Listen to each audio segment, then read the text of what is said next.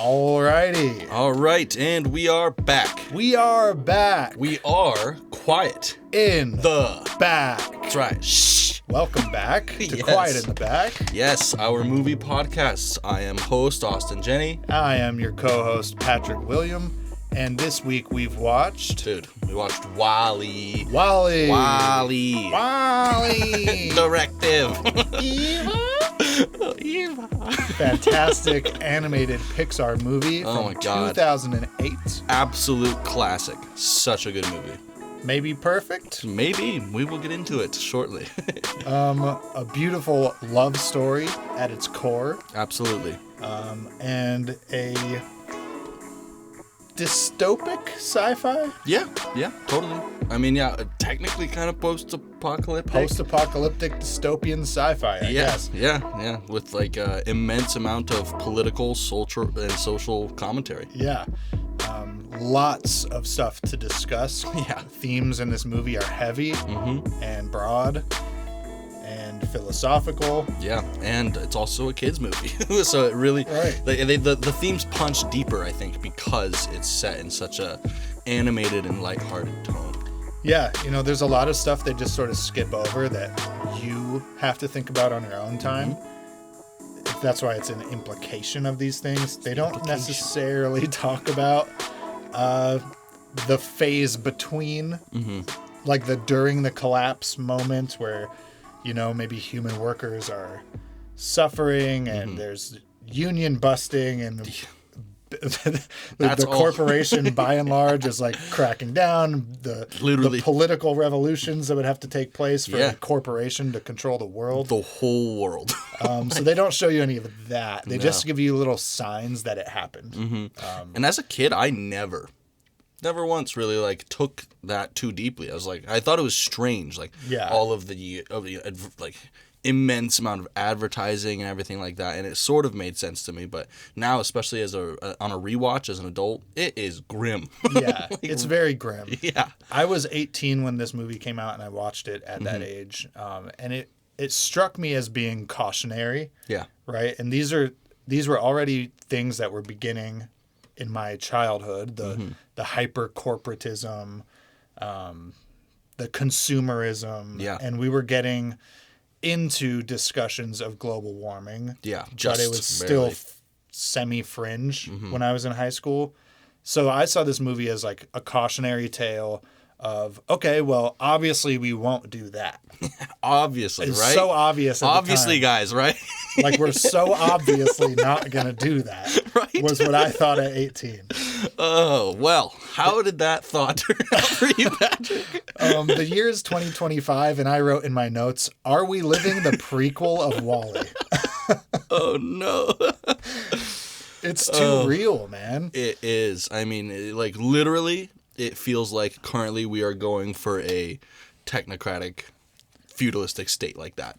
Yeah. Right now.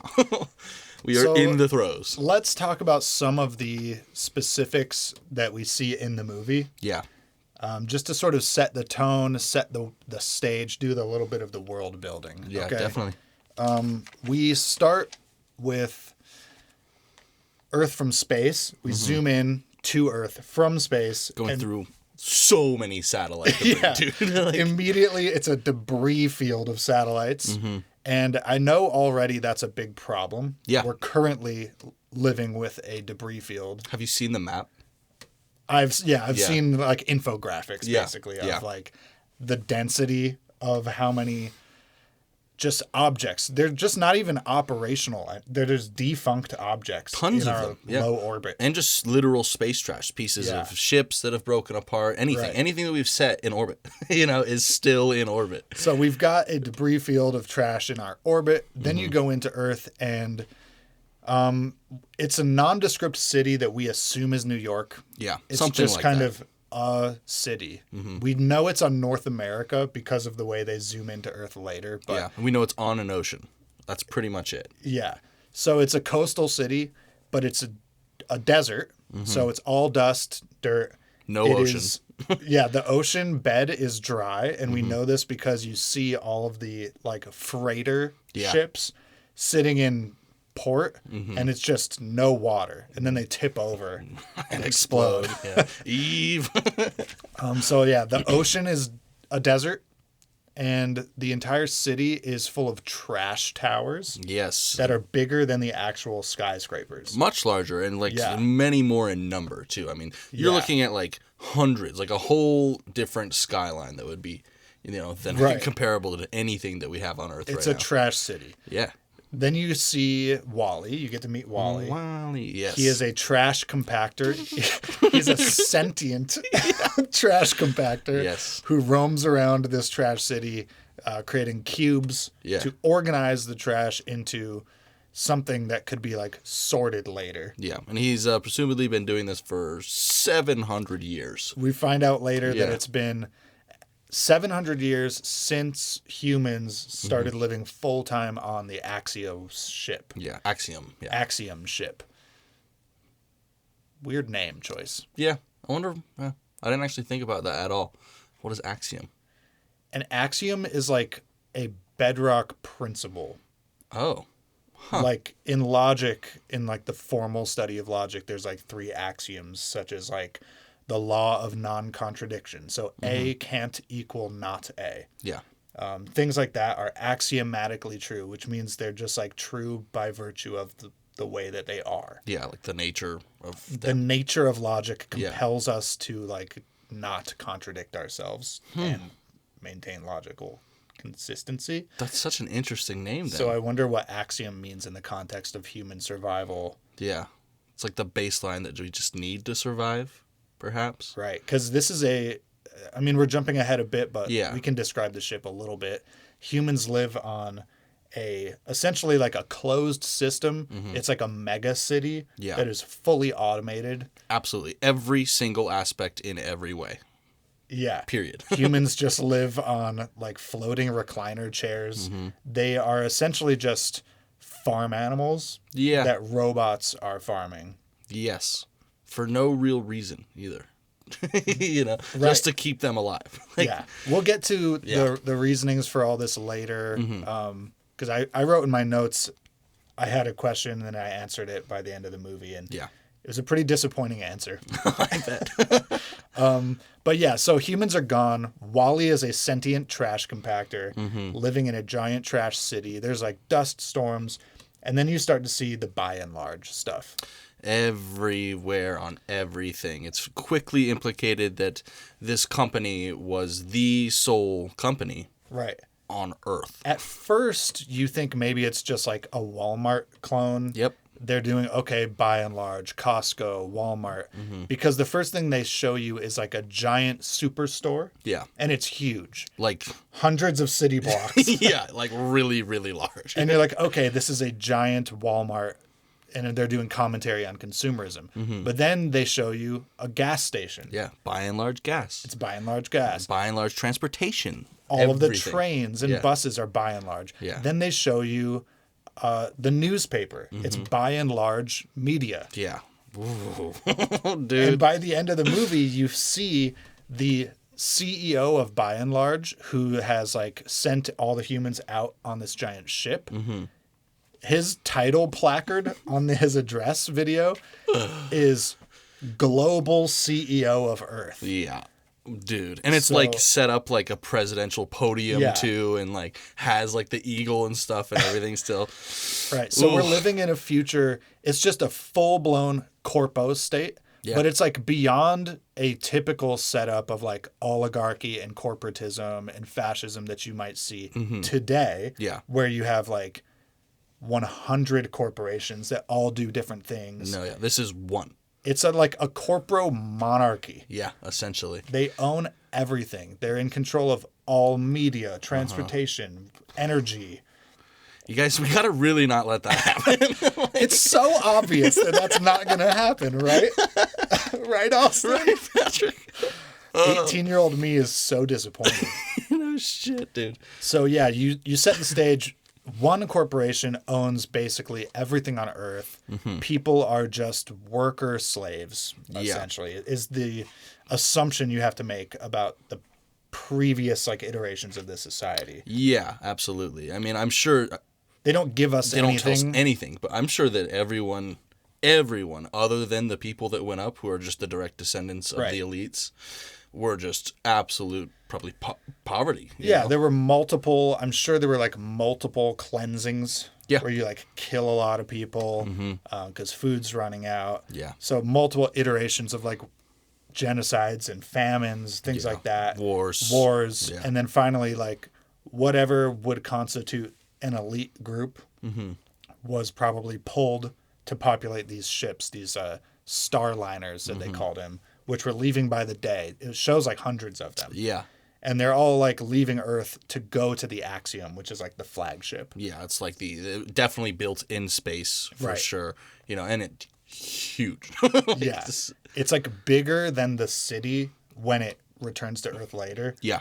Literally like dwarfs the skyscrapers and stuff. Yeah.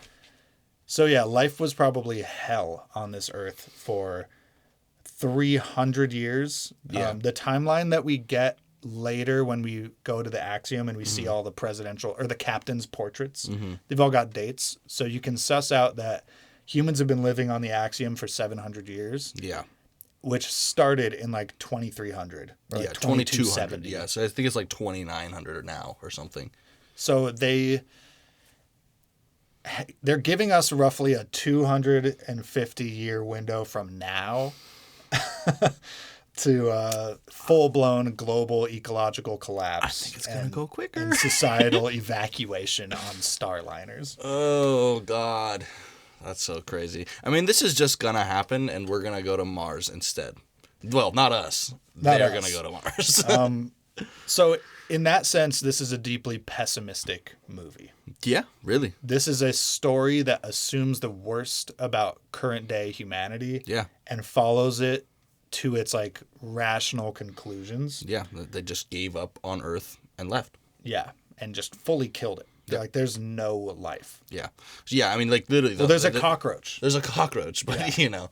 But, yeah, no, the main thing that he said is there's no photosynthesis happening on Earth anymore. So that means, like, your atmosphere is fucked. I mean, everything is Everything's gone. fucked. There's actually, I didn't even think about that till right now, but they would not have been able to breathe. No.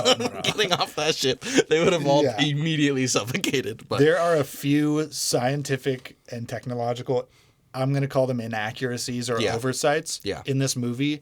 I, as a viewer and a movie fan, don't care. No, doesn't matter at all. We both talked about this while we were watching the movie, but we agreed that, like, I think they're intentional oversights or inaccuracies because it's a better story because of it. The plot is carried along smoother, everything. Yeah. The whole entire thing goes better because of these small... Yeah. Small. I mean, they're not small in terms of, like, realism. Yeah.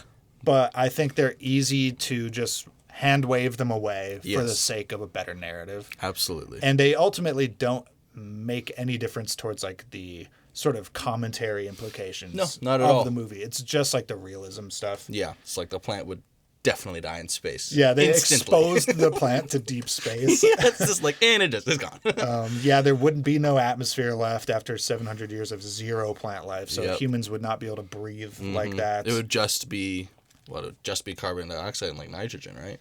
It would be some sort of a lopsided chemical balance that we can't breathe. Yeah. I don't know what the percentages are currently. I know oxygen's like not even the primary. No, it's mostly nitrogen. Yeah. But the percentage would be not adequate. Not good for these little lungs. There's a few little things like, what did I mention? Oh, the robotics. Like, oh, yeah. All of the robotics on the ship, it's a fully automated ship, but they're all like isolated subsystems that have their own personalities. Yes. So they've all developed sentience and intelligence, and they're not linked together. So like this is not a network. It's not a hive mind.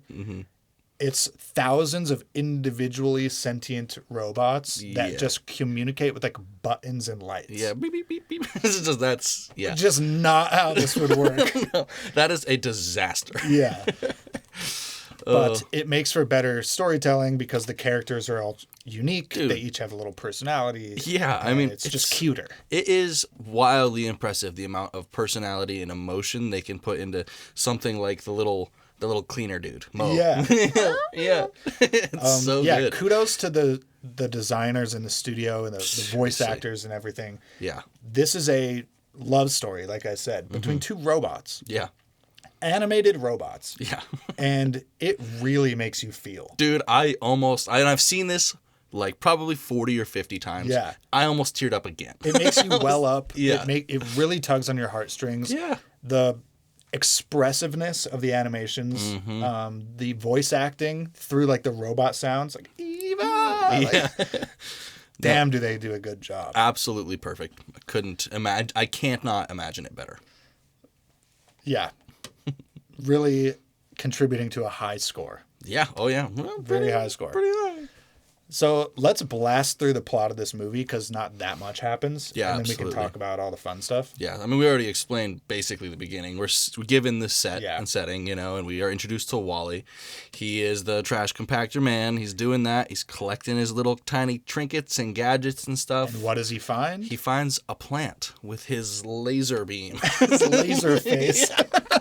Laser beam. He face lasers open a refrigerator door, and Yes. within it is a single green plant growing. Yes, and he's immediately intrigued, scoops it up, puts it in a boot, takes it home. The second that he finds it, it somehow notifies the Axiom. Does it? Yeah, they immediately show up. I think that was just chance. It was pretty. He still did a couple other things afterwards. It was instantaneous. Really? Yeah. He gets it that afternoon and takes it home, and then that red laser light is circling on him. Yeah. He's like the epicenter of where they land. I thought that was all just actual circumstance.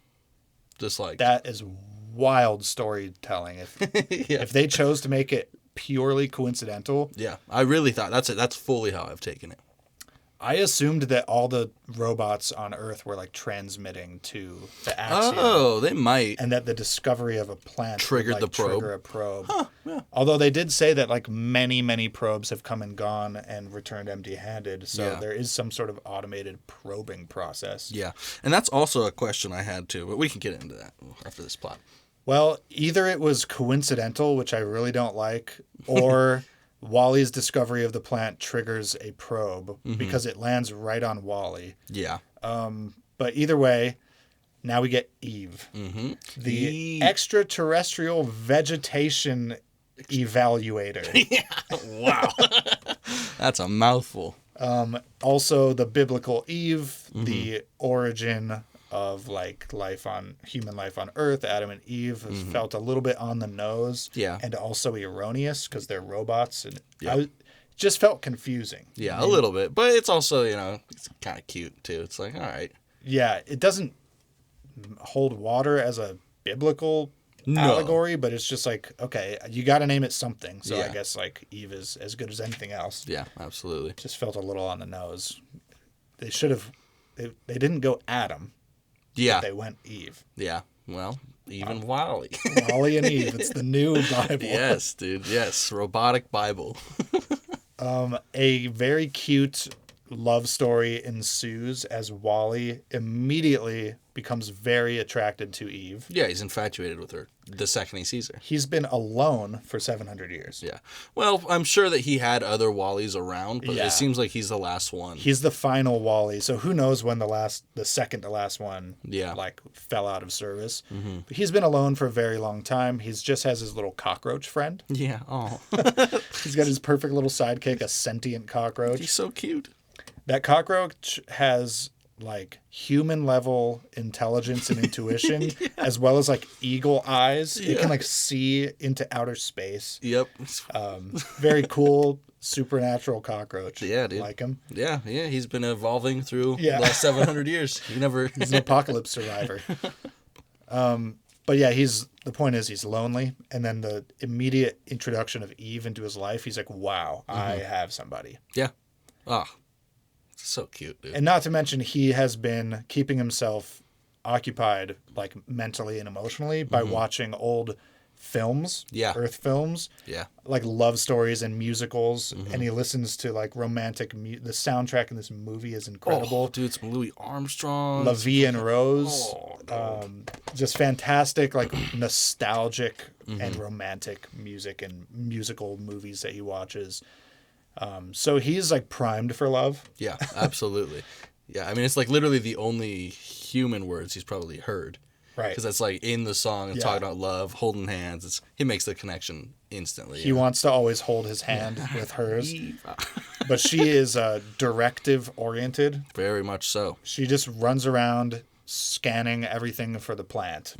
She does show a little bit of freedom once the ship leaves. She fucking boots around, breaks the sonic barrier and stuff for a sec, but then directive. Yeah. You know? It is interesting that she's sort of like built in with sentience. Yeah. Whereas we assumed watching this that Wally had to develop sentience Yeah. over the course of the 700 years that it's been.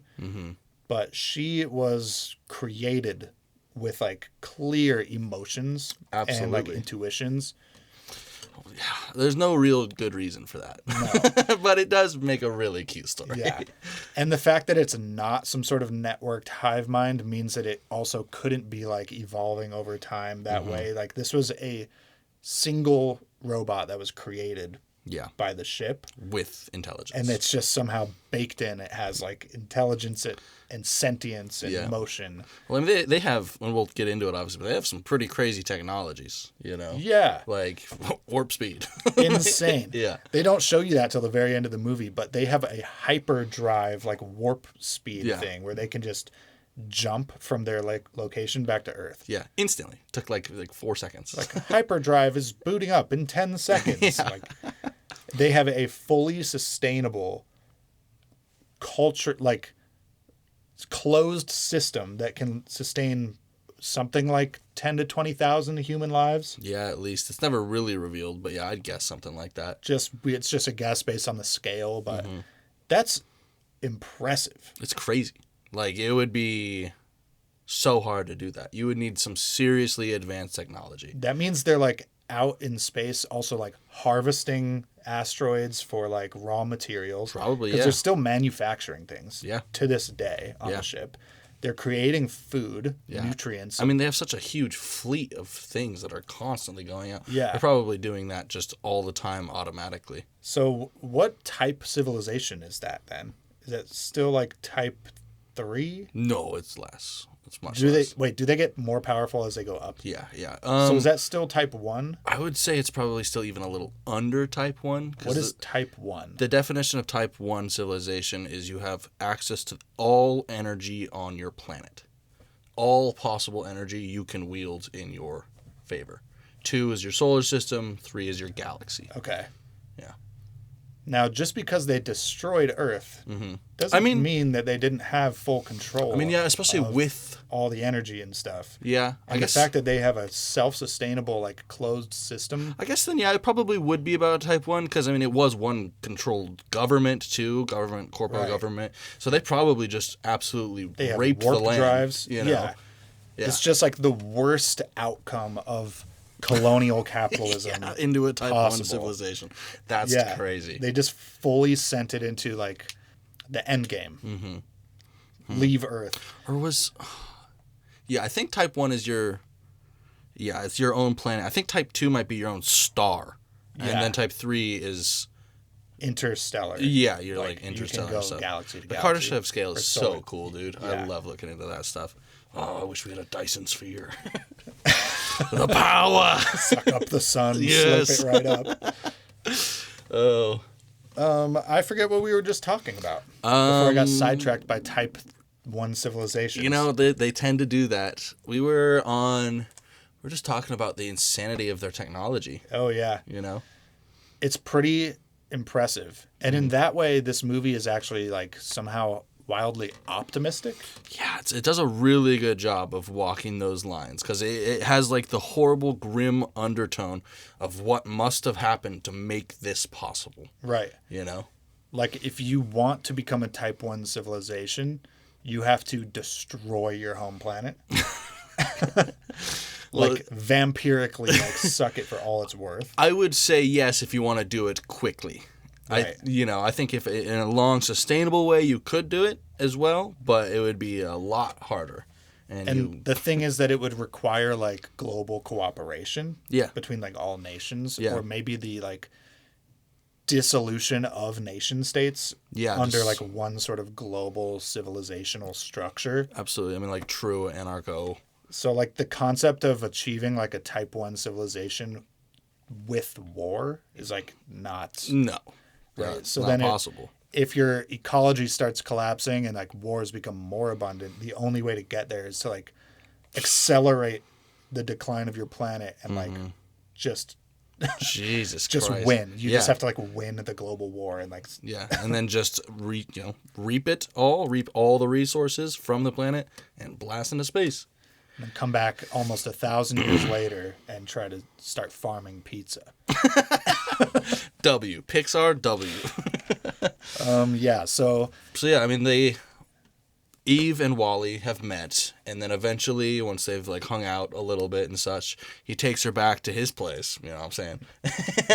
And, shows her his plant, and that sends her into directive mode again. Hardcore directive mode. She takes the plant, puts it inside of her little incubator core, and goes into like a sleep mode. With this blinking green plant light. And she's sending information back to the Axiom to come pick her up.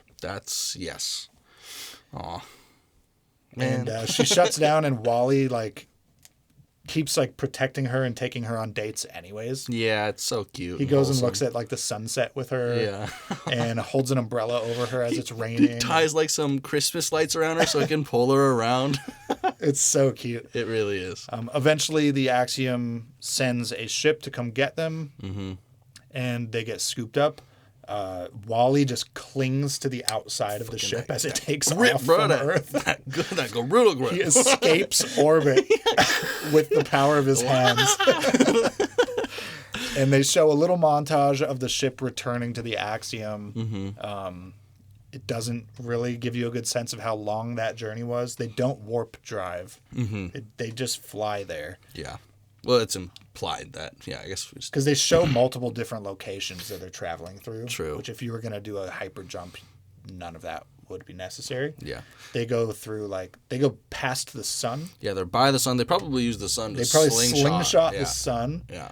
And I think they're going out past Jupiter. They go through, that ice belt. Is that the Kuiper belt? I think that's called the Kuiper belt. They go through that, close. And Wally, touches the ice. Yes. Wow. So they're in deep space of they're still in our solar system, but they're deep out there maybe out by Pluto. Yeah. And he just holds on the whole way. Fucking dude, that's sick. I love the little scene where he opens his solar thing right in front of the sun. It's just bing instantly. It does the iconic sound effect of the Mac computer. Is that what that was? I was wondering what that. That's the original sound of the Mac laptops where you open it and it goes oh. Awesome. Okay. I knew that was a familiar sound in my head. I was like, why have I heard that so many times? Yeah. He does that while he's sunning himself. He has a little suntan reflector. Yeah. It's oh. But I can't remember how he they dock with the Axiom. And so then he's just in the Axiom. Yeah, because the ship flies into the ship. He never enters the ship he's on. The whole ship just gets docked. Yeah. And then you get a fun sequence of him sort of mapping out the place, meeting all the different robots. You're starting to get a sense of what does modern human life look like. Yeah, exactly. You're seeing all of the horrible amounts of advertisements and just you're so induced with by and large all the time, no matter what. And there's not even any competition. So it's strictly speaking completely unnecessary. Yeah, technically. Everybody lives on the by and large ship. The only products available are by and large it's just their new baseline of society, so they don't need to keep propagandizing them with these advertisements, but they do because that's just what they've always done. I think that's important to realize, because the autopilot named Otto, fuck that guy. I wrote the question earlier in the movie, what are Otto's motivations? Because when they bring the plant back, he like hides the plant and lies. Yeah. And he does not want the ship to return to Earth. Yeah. I mean, I think his only motivation is his core directive is probably just keep them alive. Don't let them go back. Well, they show us, this is the disappointing part. They show us why a little bit later. Yeah. The CEO of Earth. That's so fucked up to say, dude.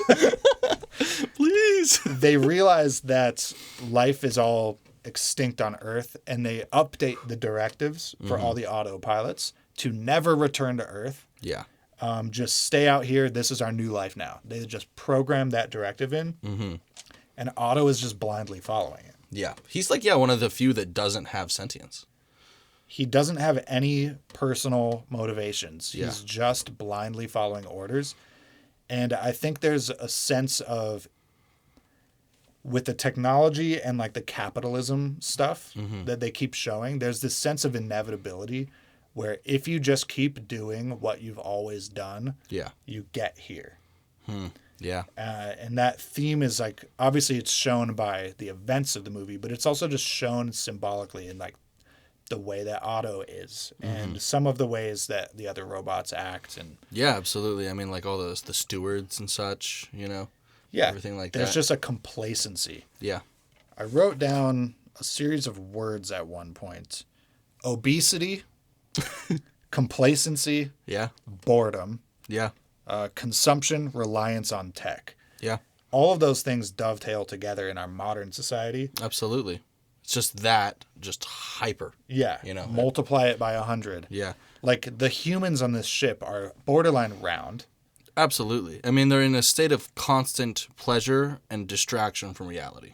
Yeah. Like that's they all have screens in front of their face. They're on hover seats. They're like hover recliners. The only things they use are their one hand to like press buttons to change things on their screen and order shit, and the other hand to drink their little smoothies. All their food is liquid. Yep, just flavored liquid. It's all drinks. And then they just blindly change the color of their suit from red to blue every now and then. Yeah, try red. Yeah, try blue.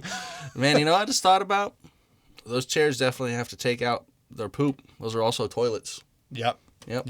There's a sure. vacuum suction in there. There's a bidet. Yeah, for sure.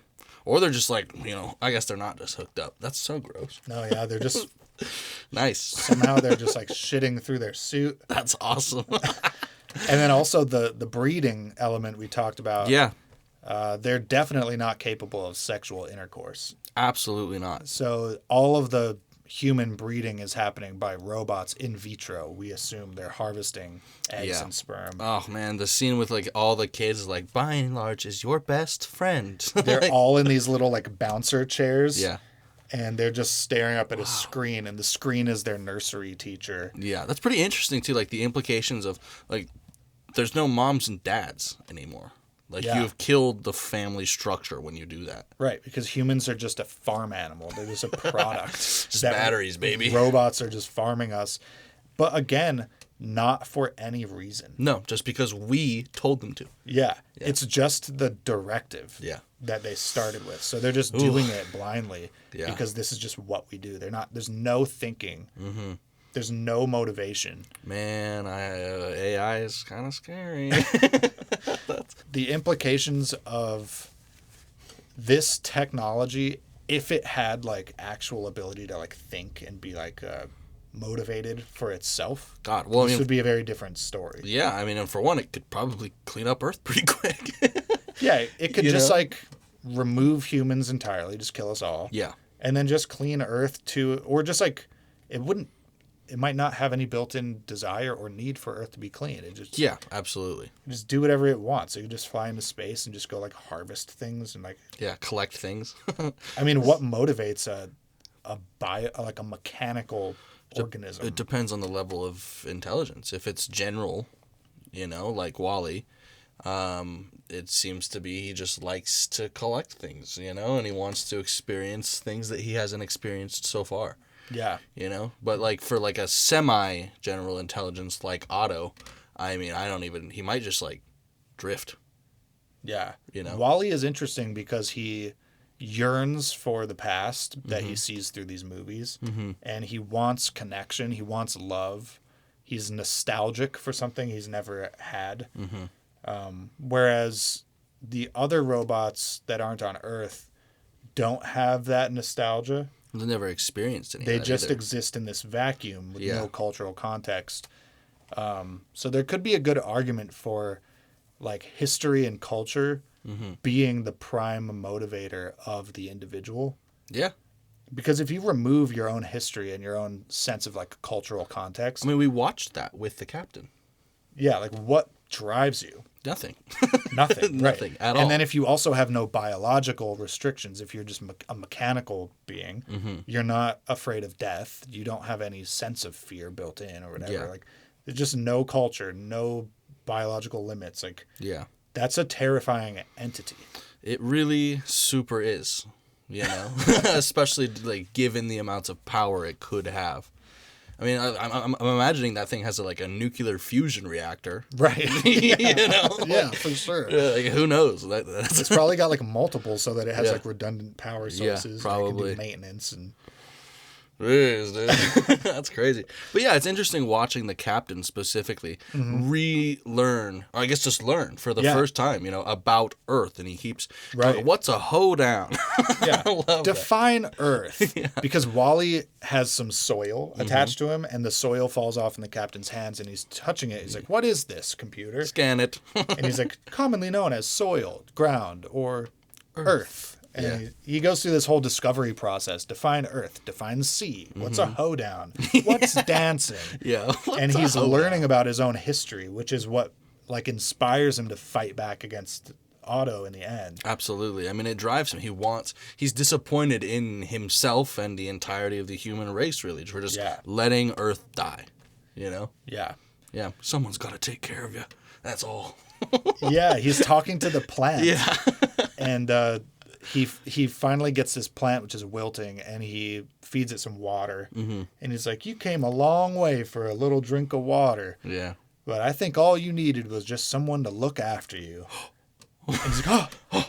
And he realizes, oh, no one was looking after Earth. Yeah. And that's why it died. Yeah. And that's the pivotal thing. We have to be stewards of our environment, and we cannot let the corporations remove our cultural significance. Yeah. Those are the two primary things that allow this whole thing to keep working and have meaning. Yeah. No, we cannot be we cannot willingly be taken over by a singular entity like that. Like that has to never happen. And the steamrolling of culture, like the removal of like important history, what they're doing with the Department of Education, they're trying to like remove certain things from the American history. I already didn't learn that much about Right. a lot of real American history, you know? And I live fucking here in Montana. I should have learned so much more about, like, Native Americans. Right. Dude. And the stuff that they're doing with, like, whitewashing slavery and talking about how it's not that bad and slavery was a choice. And no one was ever oppressed. Yeah, no, Like, definitely not. this shit is what leads to that. You Yep. know, you got to keep your culture, your history, and your motivations and stay grounded. Otherwise, you'll just be an Autobot. Autobots, shut up. Fuck. The captain and Wally and Eve all meet in the ship, right? I mean, for that first time. And then Otto and the gopher. Fuck the gopher. Yeah. We're almost through the plot. Yeah. Otto and the gopher essentially sneak the plant out of Eve while she's asleep on the way to the captain. Right. And so it shows up as like a false positive. She gets sent to like the infirmary with Wally, essentially, right? There's a whole scene where Wally rescues her from the infirmary She because he didn't knows help. the plant was real. Yeah. And there's like, the infirmary is kind of a, I don't know, like a mental institution for defective robots. Yeah, pretty much. I actually took a note down that I thought that was kind of a symbolic scene because all of these malfunctioning robots are presented as defective Yeah. because they're not behaving the same way as all the other robots. So there's the sense of a commentary on conformity Yeah. in a systematic society. When you don't act the same as everyone else, you're defective. Yeah. And there's a scene where Wally accidentally blows up the control panel and frees all of the captured like defective robots. Yeah. And they are happy. Dude, like they're absolutely. You see this like relief and happiness and like celebration amongst And them. they literally pick Wally up and They're take like, him. yeah. And you realize these robots aren't defective. No, they're alive. They're alive. They have personalities that are unique and different than the other robots.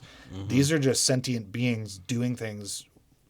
They're doing self-discovery. Like the umbrella just keeps opening itself too high. Yeah. And they're like, no, don't go that high. He's like, whoop, and he keeps doing it. And the makeup artist is just doing makeup on everyone, not just the things she's supposed to. Yeah, whatever surface, she was like, oh, honey, you look so good. Yeah, and I just thought it was a deeper scene than I think you might realize on first watch. Yeah.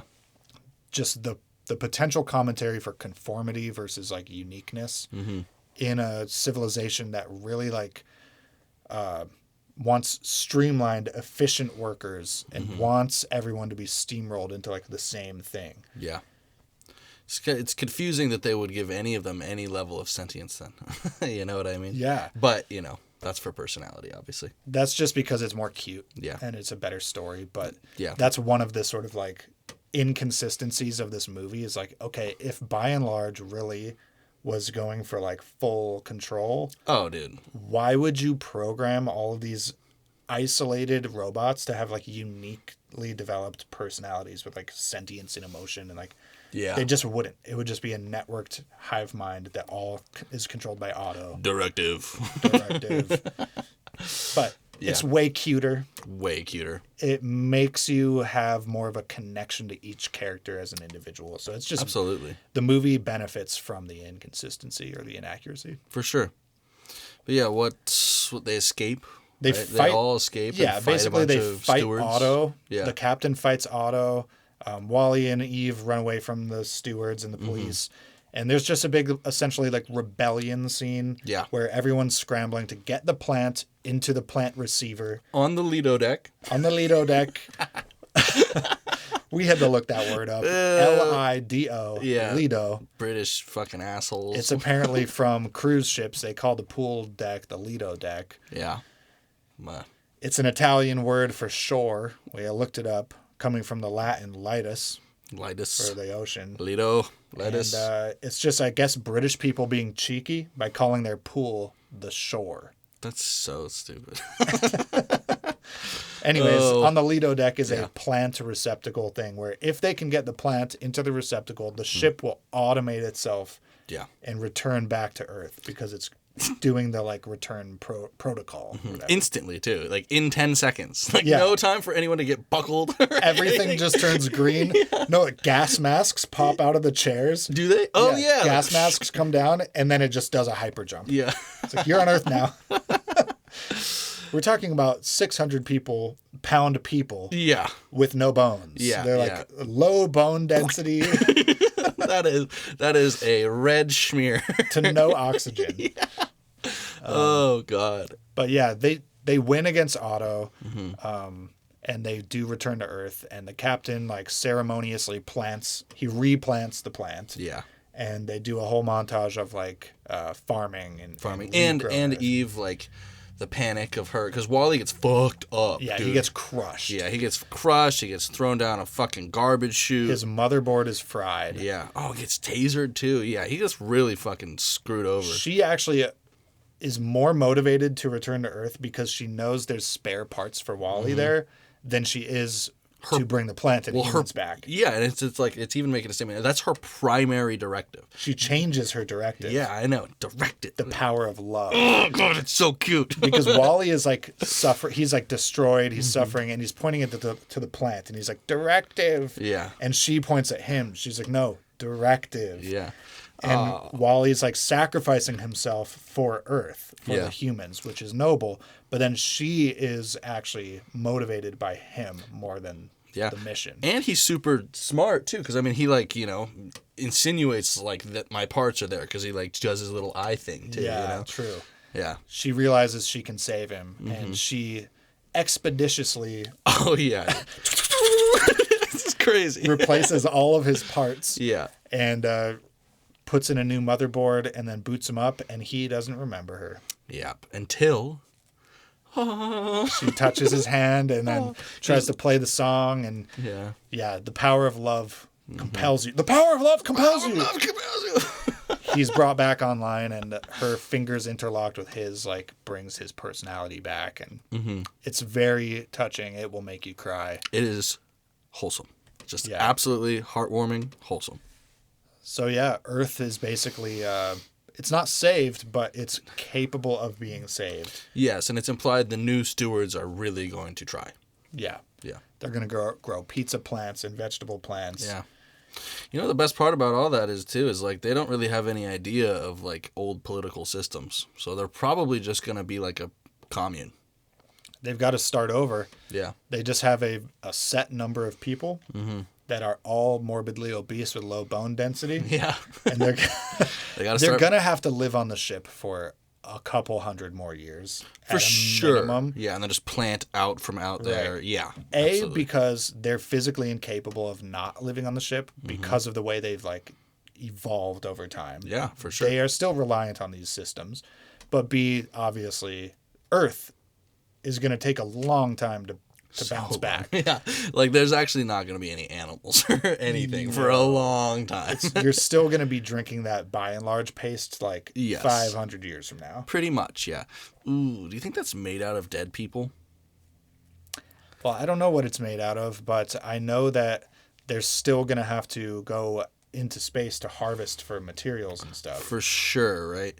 I mean, and explore the rest of the world. There might be other spots. Who knows? That's getting pretty literal. It would be cool if they had showed us a bigger slice of Earth, because you only ever see this one city.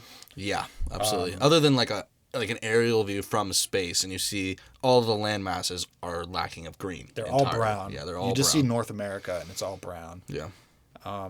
But obviously, like, the oceans are dry, but there's still storms. We see a rainstorm come through, and water, it is still like a closed system. Yeah. I mean, not literally closed, but in terms of like the atmosphere and water on Earth, like it's not going anywhere. Unless there's like a major asteroid impact, most of the water is going to stay on Earth. You know, it's just going to be in different forms. They might have taken some of the water up with them on the Axiom. Yeah.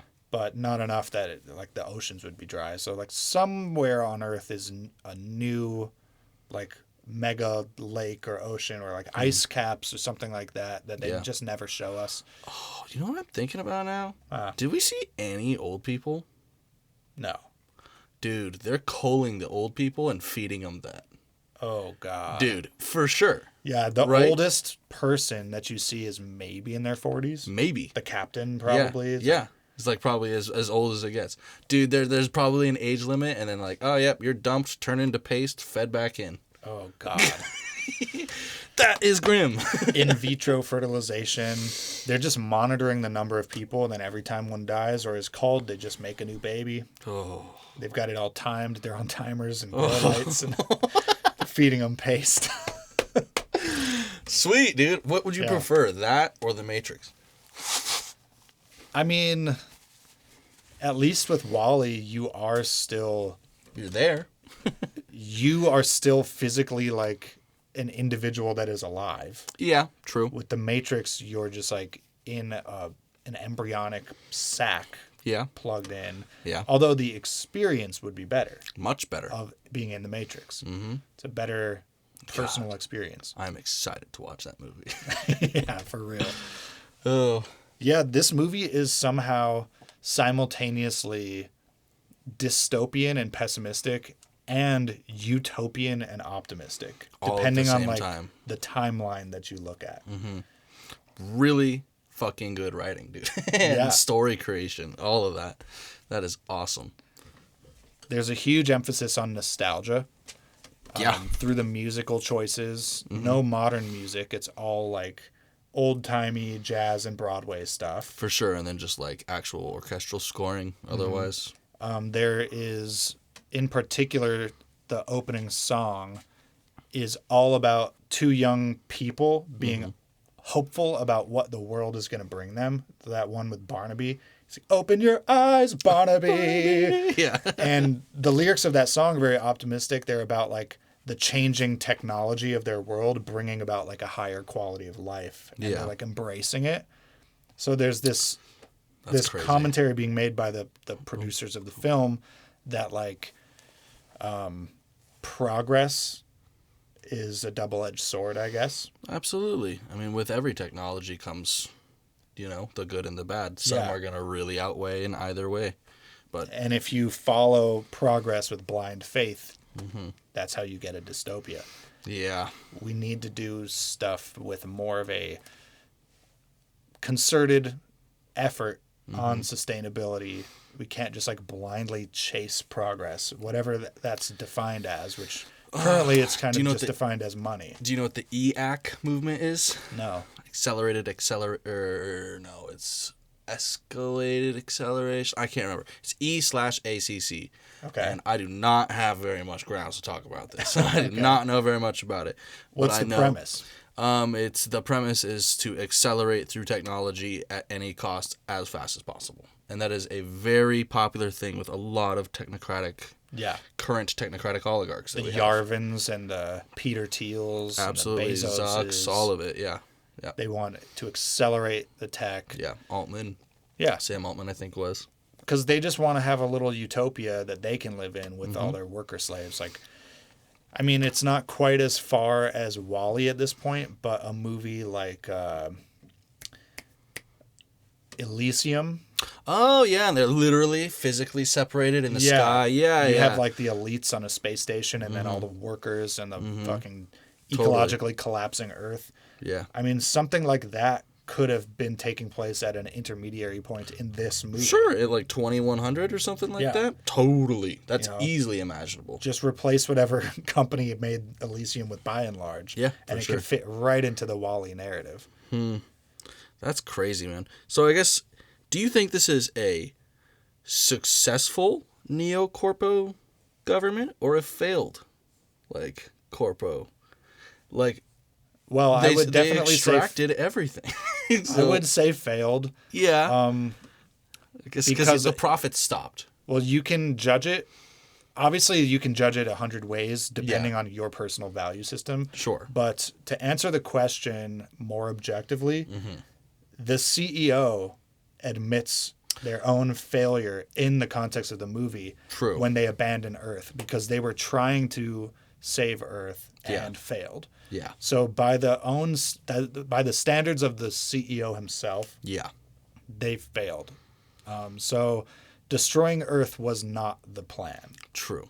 Yeah. It wasn't just like extract everything. They fucked up. Okay. Yeah, they fucked up, destroyed Earth, and abandoned it, and then they couldn't even return. They had this hopeful goal of returning to Earth one day, and gave up on that plan as well. Yeah, within I love how he says the captain's we're celebrating our 700th anniversary of our 5-year round trip around the sun. Again, nice, really good. So this is a definite failure, and I think even the most evil, narcissistic, technocratic person would still want a viable environment. Yeah, most likely, at least for just themselves to enjoy. They might hate other humans and want to genocide us all. Yeah, and just maintain a fleet of robot workers or something, and have some sort of elite society of 500 that they get to be the king of. Yeah, but they still want an environment. Yes, an environment, probably their own little social circle, all that bullshit. Yeah. I don't think there's a soul on Earth that genuinely doesn't want an environment. Well, who knows? There might be a few. I don't know, man. We're in a rather dark time. Hopefully they don't have access to nukes. Yeah. But yeah, I mean it's dystopic in the short term. It's utopic in the long term, But then again, like the longest term after this new crop of humans returns, builds back Earth for 10,000 years, starts repopulating. Let's do it again. You're just going to have different societies form, different philosophies break away from each other. Yeah, that's humanity. War. Yeah, there's an inevitability to this story, the cyclical nature of like war and peace. Crazy. Yeah. I cannot believe that's a 2008 kids movie. I know, dude. It's Baller, so deep. dude. It gives you so much to think about. Yes. And it's mostly for kids. Yeah, absolutely. No. Pixar is usually good like that. They tend to make more thoughtful movies than Disney, in my opinion. Absolutely. Even when they're like geared towards kids, Toy Story is like deeply emotional and evocative, and Finding Nemo. yeah, you know, touches on love and belonging, and usually like these deeper things. I would say this one might. I'm trying to think of one. Maybe Soul is just as. No, I guess that's pretty positive too. But this is like pretty dark movie for kids, man. It's crazy. Yeah. It's dark in terms of the actual like the implications. The story implications, but the tone is not dark. The tone is actually mostly light. Yeah, I mean it's all hidden under the love story. Right. So I definitely could see like a 10-year-old watching this, not getting it and loving it. I was literally 10 when this came out. Yeah, you nailed it. So they know what they're doing craft wise over at Pixar. They know how to make a story that works for each age group. Yeah. Yeah, and just understanding more levels as you age too. It's really smart and awesome. 10 for me, dude. You're giving it a 10? I'm giving it a 10 personally. I am totally fine with any inaccuracies. I think it's a beautiful story. I think that it made me chew on everything I want to chew on. Emotional. It's a 10. I think it's a 10 as well. Nice. I think it is perfect at what it is trying to be. It achieves its goal. Fully. It's fully realized vision. It, like you said, it gives you a lot to think about. Sure. It doesn't force you to, though. If you want to just watch a cute kid's love story, you can watch it that way as well. Easily. 100%. Or you can walk away with it if you have my brain. And you can start thinking about type 2 civilizations and corporo-technocratic dystopias. Where are we going in our real life right now? It's really cool. The animation itself is flawless. Absolutely. My God. And then the flexing at the end, bro. Yeah. What the hell? They go through this end outro sequence where they're doing all these different animation styles and art styles. Just like probably like 8 or 10 different animation styles within a 2-minute period. It's just so flowing and seamless. Watercolor, pointillism, absolutely, impressionism, mosaic, like tiles, and tile work, like stuff that's like directly Van Gogh. Oh, it's so good. But the bulk of the movie, its own animation style is just so flawless. It's like the perfect combination of realism in terms of all the textures and the lighting and the shading. All that stuff is like super real looking. Yeah, absolutely. And then it also has this sort of cartoon stylized cuteness to it. Yep, especially in like the small facial expressions that these different robots are giving, which my God, I just gotta say it again. It's so impactful. Right. How like Wall-E, the little tilt of his eye. Oh God, it kills me. They made him look so real, like so much soul. Contained within those eyes. Absolutely. And to do that for a robot is a challenge. And this animation studio just like made them so expressive. Yeah, especially for like a trash compaction robot. Like, what are you talking about? What does Wall-E stand for? I cannot remember. I'm gonna look it up. Look it up real quick. Because they tell you what Eve stands for. Yeah. I missed it if they tell you what Wall-E stands for. I never heard it once. All I know is that there's Wall-E and Wall-A. Yeah, there's A through E, presumably. The Wall-A are very large. Huge, dude. Big so cubes. We don't know what it stands for, but you know there's like a variety of them. Waste Allocation Load Lifter, Earth Class. Oh, Axiom Class. Axiom Class, Earth Class. So Waste Allocation Load Lifter. Jesus, dude. Wall-E. Wall-E! Well, fucking A, man. I'm sure there's if we spent more time, if we had another hour. Yeah, we could really get into some of like the implications, you know. And also, I want to look up some of the analysis of like, why is the ship named Axiom? Yeah, that's just interesting to me. Some of these choices are, they seem suspiciously like they have deeper meanings. Yeah, absolutely. It would take.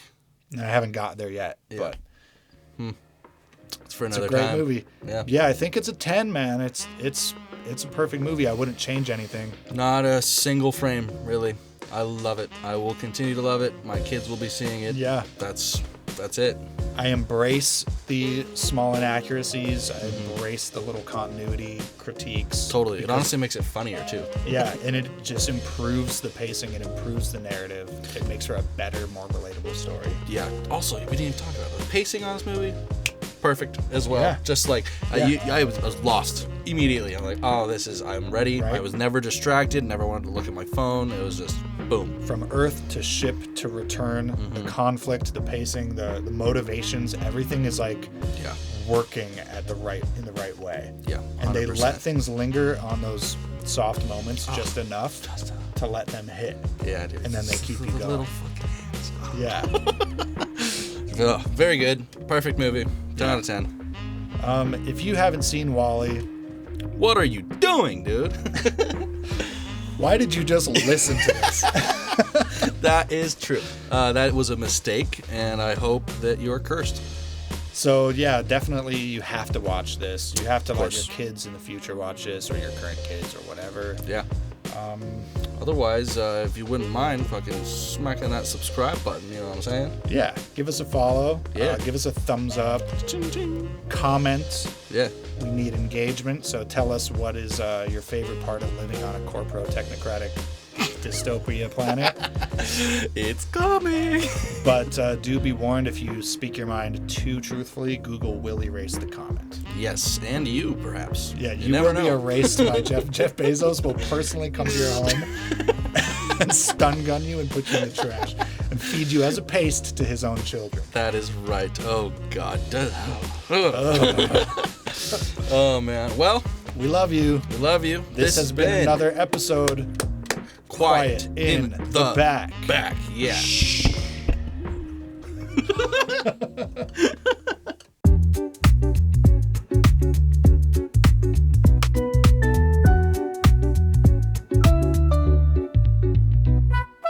Welcome to the future.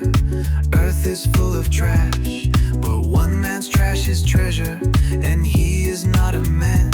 A robot that can harvest and organize this mess. Waste allocation, load lifter, Earth class. Living in the present, nostalgic for the past. The oligarchs destroyed it, their world could never last.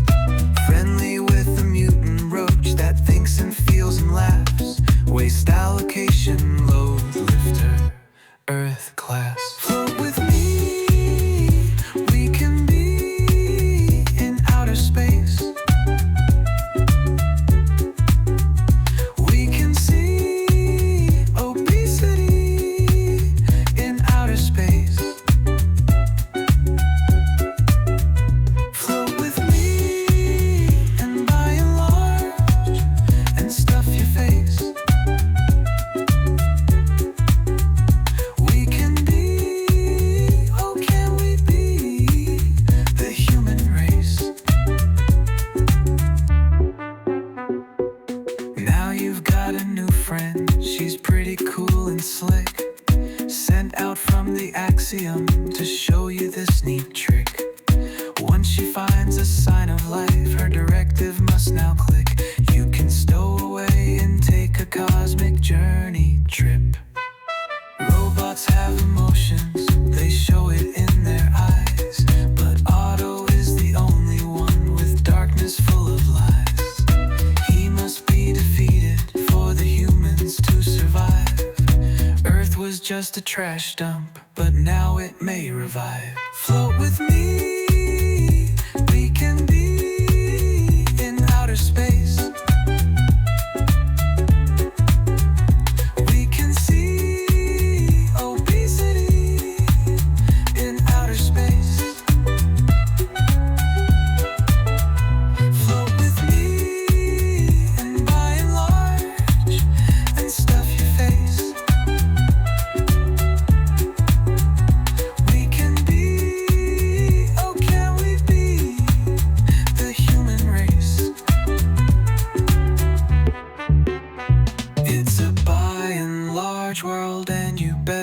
get in line.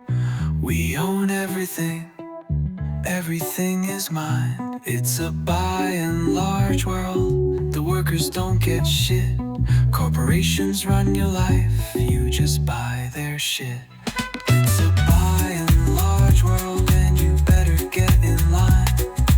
We own everything, everything is mine. It's a by and large world. The workers don't get shit. Corporations run your life, you just buy their shit.